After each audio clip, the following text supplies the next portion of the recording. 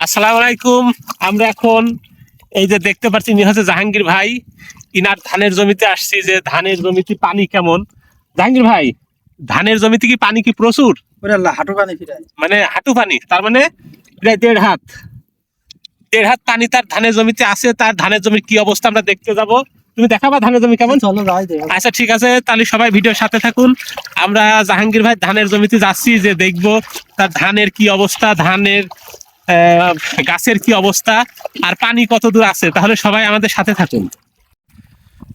আমরা এখন এক মাঠ পানি পেরিয়ে জাহাঙ্গীর ভাই সেই ধানের খেতে যাওয়ার জন্য পানিকে উপেক্ষা করে এখন একটু ডাঙা জমিতে উঠছি। সেই ডাঙা জমিটা কিন্তু আমাদের সেই বাগমারার বিখ্যাত সেই পুকুর, সেই পুকুরের এইটা গাবি। এই গাবিতে বা পাড়ে উঠলাম, ওঠার পরে কিন্তু সেই ধানের জমিতে যাব। আর পুকুরের অবস্থাটা দেখেন, বর্তমানে নতুন করে পুকুরটা আবার খনন করা হয়েছে। খনন করার পরে সুন্দর করে পুকুরটা বেষ্টনী তৈরি করা হয়েছে, অনেক সুন্দর লাগছে পুকুরটা। এই যে সে পুকুরটা অনেক সুন্দর লাগছে। পুকুরের পাড়টা কিন্তু এবার গতবারের থেকে অনেক চওড়া, যেখানে হাঁটা চলাফেরা করে অনেক মজা। আর পুকুরের পাড়ে কিন্তু দেখেন একটা চাষ হচ্ছে, সেটা হচ্ছে বেগুনের চাষ। বেগুন গাছ 1 2 3 4 লাইন করে বেগুনের চাষ হয়েছে। নতুন মাটি, সেই সাথে পানি, অনেক উর্বরতা, অনেক সুন্দর চাষ হবে মনে হয় বেগুনের। সাথে মাছ চাষ। পুকুরটার সীমানাও কিন্তু অনেক বেড়ে গেছে, মোটামুটি সুপার, খুব সুন্দর হয়েছে। আমরা এখন চলে আসছি জাহাঙ্গীর ভাই ধানের জমিতে। ধানের জমির ভিতরে নেমে দেখবো। জাহাঙ্গীর ভাই আচ্ছা হোক, ধানের জমিতে চলো, নামো, নেমে দেখা যাক কি অবস্থা হয়। এই যে পুকুরে পাড় দিয়ে নেমে যাচ্ছে আমরা ধানের জমিতে। আবার সেই পানির ভিতরে নেমে পড়লাম।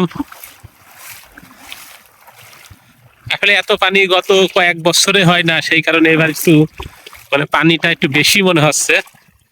কোন ভুঁই জাহাঙ্গীর ভাই? এই যে এই জমি জাহাঙ্গীর ভাইয়ের ধানের অবস্থা খুব একটা ভালো নেই, মানে কেমন যেন একটা হয়ে গেছে ধানের অবস্থা। পানির নিচে তলিয়ে ছিল কতদিন জাহাঙ্গীর ভাই এই জমি? 2 সপ্তাহ নাকি। তা কি মনে হচ্ছে, ধানে কি ফলন হবে না? ধান তো ভাই সারের দামটা হবে মনে হয় 7 টাকা। খালি সার চষার দাম হবে না, মানে খাটনি বা ধান চাষ করে যেটুক পুঁজি করার বা ঘরে রাখা, সেরকম কিছু মনে হচ্ছে হবে না, তাই না? ভাই মাথায় হাত করি। একদম মাথায় হাত। ধান কি লাইন করে লাগানো ছিল? লাইন করে নাই, 2 জন লাগাইলাম তো লাইন মতো হয়ে গেছে। এই যে দেখে মনে হচ্ছে, এই যে দেখেন সব ধানের কি অবস্থা। এটা কিন্তু এই জমিটা কিন্তু ডাঙ্গা জমি, মানে টুসু জমি। আর তাহলে যাদের জমি কিন্তু নিচে আছে, তাদের জমিতে এখনো তো 2 হাত পানি। ভাই এই ভুই দোপে তো হাঁটু পানি মানে এই জমি পড়ে যাচ্ছি। আচ্ছা, এই ভুঁই দমে হচ্ছে এই পানি, আর তোমার ভুঁইতে ওটা এই যে দেখেন, মানে 1 হাতের ব্যবধানে পানি হচ্ছে এখনো 2 হাত, আর আধ হাত 1 হাত, তাই তো? তোমার জমিতে প্রায় এখনো 1 হাত পানি, আর ওই তোমার পাশের জমিতে 2.5 হাত প্রায় পানি। তার মানে যেই জমি নিচে ওই জমির ধান কিন্তু আর হবে না বললেই চলে, তাই তো? হবেই না। আর তোমার জমিতে আশা করা যায় অল্প কিছু হবে, যে খরচের দামটা হয়তো হতে পারে।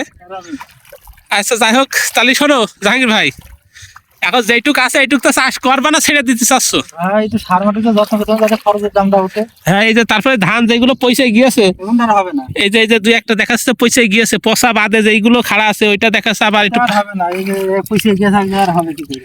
আর একটা উঠাও দিন পচা ধান। হ্যাঁ, ওইটার এই ধানগুলো তার হবেই না, তাই না? হ্যাঁ, তাহলে যেইগুলো বেঁচে আছে ওইগুলো দেখা যাচ্ছে পানি একটু শুকিয়ে গেলে সারটা দিয়ে ভুঁইটা একটু ভালো করে পরিষ্কার করে দিলে যা হয়, তাই তো? হ্যাঁ যা হয়, আর কিছু করার নেই। এই শ্যাওলা হয়েছে যে ঘাস, আর হবে না। আচ্ছা যাই হোক, এতক্ষণ যারা ভিডিওটি দেখলেন সবাই জাহাঙ্গীর ভাইয়ের জন্য একটু দোয়া করবেন, কারণ জাহাঙ্গীর ভাইয়ের মাঠে কিন্তু 1.5 বিঘা ধান ছিল। 1.5 বিঘার ভিতরে 1 বিঘায় তলিয়ে গিয়েছে, তাই তো? হ্যাঁ। আর 10 কাঠা ভুঁই জাগ্রত আছে, সেটা রাস্তার ধারে উঁচু জায়গায়। সে যেন ধৈর্য ধারণ করে এই ক্ষতিটা পুষিয়ে নিতে পারে। আল্লাহ তার ততটুকু সদয় হোক তার প্রতি। সবাই ভালো থাকবেন, সুস্থ থাকবেন। আল্লাহ হাফেজ।